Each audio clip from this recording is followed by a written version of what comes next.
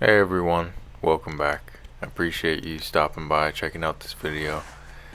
So in today's video I'm going to be showing you how to replace the main PCB or the control board, and you can see it's where the clock and the buttons are.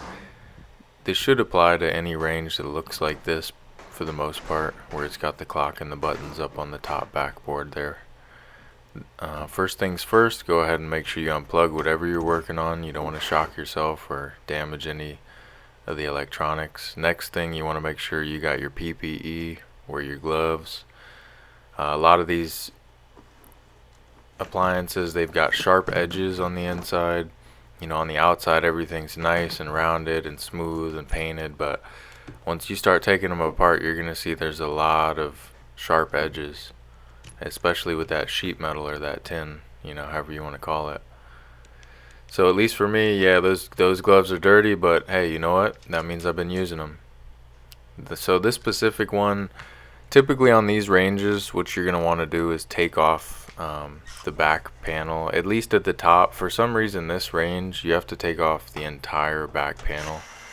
I don't know why. This is one of the few that's like that. Most of the time, it's just like the first foot where you see I'm unscrewing them.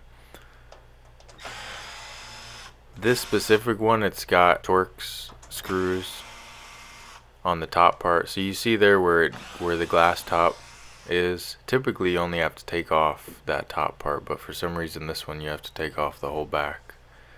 I don't know why, but hey, it is what it is. So that's why you see me looking down in there, because I'm just puzzled. I'm like, really, is this one, is it the whole back, or is it just the top part coming off from the front? But of course it was the whole back.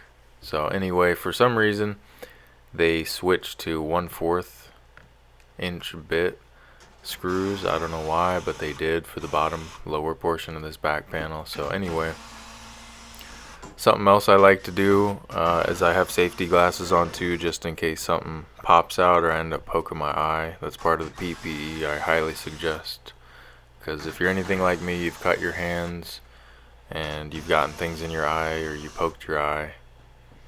Alright, so we got the back panel off. Now we're going to take a look, and you can see there, that's right behind the other side of where the clock and the buttons are. That's the whole brain for this thing. It's all right there in this upper control board. I also like to keep my screws in a little bowl there. Going back to the Torx bit, and it looks like there's only about 4 screws. Or is it just 2? Yeah, I guess there's only 2, and then the rest is clips. So in this specific one, there's 2 screws and several clips. I know I've done a lot of other ranges where it's either just 2 screws or there's 4 screws. You can see it says Electrolux on the board, even though it says Frigidaire on the front. So this one is branded Frigidaire, Electrolux. However, this should work on pretty much any of them. Also, like I said in the beginning, it's good to have the appliance unplugged, especially at this point, because not only is it a possible shock hazard, you also could run the risk of damaging the new control board, and that goes for any of them. So essentially what I'm doing before I disconnect it, I'm looking at the back, making sure all the plugs will line up. And with these ones, a lot of the time what you're going to have to do is you're going to have to actually order this plastic overlay that goes over the buttons and over the display. Sometimes you can peel it off the old one, but it's usually not salvageable, or it's not very pretty. Yeah, you can see me looking through there. I was looking through it because I'm like, is this like a one-way plastic? And then I hold it up to the light and I'm like, oh, okay, this is just tinted to the point where you really need that display. These are pretty easy to put on. They line up with the square relatively well. What I like to do, this is kind of a pro tip, what I like to do is take some of the backing that it came with where it's a non-stick. I like to cover part of it so that way I can hold it and align it partially. As you can see, it wasn't quite straight. I lifted it up, put it down. You know, a lot of guys would probably just slap it on and call it a day, but at least for me, if you're anything like me, you like to fix right. You know, you like to get it done right. You like to make sure it's done right. I even test out the buttons, make sure when I press on the word that says bake, or when I press the up arrow, it actually clicks. And then there's also a little message on there that says to remove the film.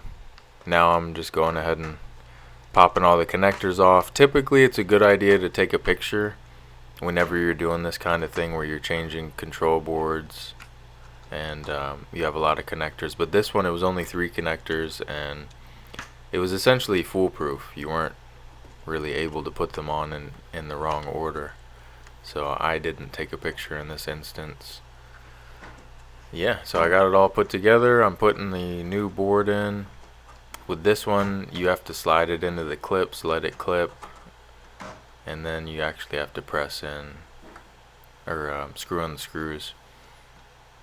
I like to always just make sure that what I'm doing is correct, so you'll see me look over there again and press the buttons. I just want to make sure it's all lined up right, and that the customer is going to have no reason to call me back and say, hey, something's not right, you didn't do it right. I don't know what that blue thing was. I have no idea what that was.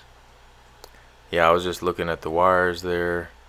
Basically, you got your bake, your broil. I'm just looking over everything to make sure that there's nothing else going on, nothing wrong. Sometimes I'll see that the power cord's loose, that somebody installed it incorrectly and one of those nuts on the power cord isn't quite installed right.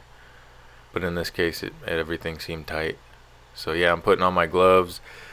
That's what I'm talking about when I'm talking about sharp edges, because literally on the sides of that back panel, or once you get in there, you could literally have like a knife, just an edge, serrated blade waiting to cut your hand. And I've had it happen to me. I've had it happen several times. Let me tell you right now, I used to be one of those guys that would not wear gloves. When I was younger, right, when I was in construction, I would not wear gloves because I'm like, oh, I can't work with my hands. I can't feel things. I need to feel them. And then, I got cut too many times, like some not horrible cuts, but pretty bad, to the point where I'm like, all right, you know what? I got to figure something out because I got to start wearing gloves. So yeah, I'm putting in these 1/4 inch bit screws back in. It's pretty simple. I have my screw gun set down. I like to set the choke lower so that way it doesn't strip them out depending on what I'm working on. I like to lower it or raise it. So you'll see it's at an 8 right now, which is pretty decent when you're going into metal. And but yeah, back to the glove thing. So what I found worked for me is now I actually get gloves that are slightly too tight. So where maybe I should wear a large, it might be a little looser. I started wearing mediums, and they're a bit tighter, but that allows my fingers to be more. I think they say it has more dexterity, where I can articulate them, I can move them better. That I don't have like this loose thing sliding around on my fingers.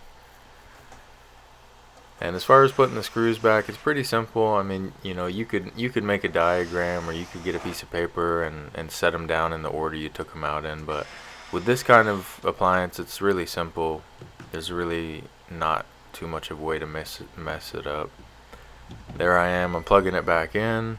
Some of these cords are pretty stiff, so it can be a little bit hard to plug them in.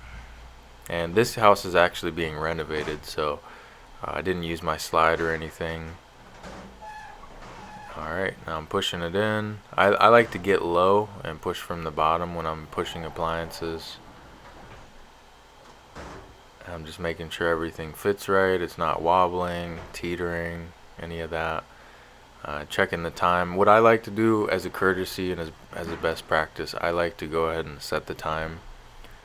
And there I am, turning my headlight off.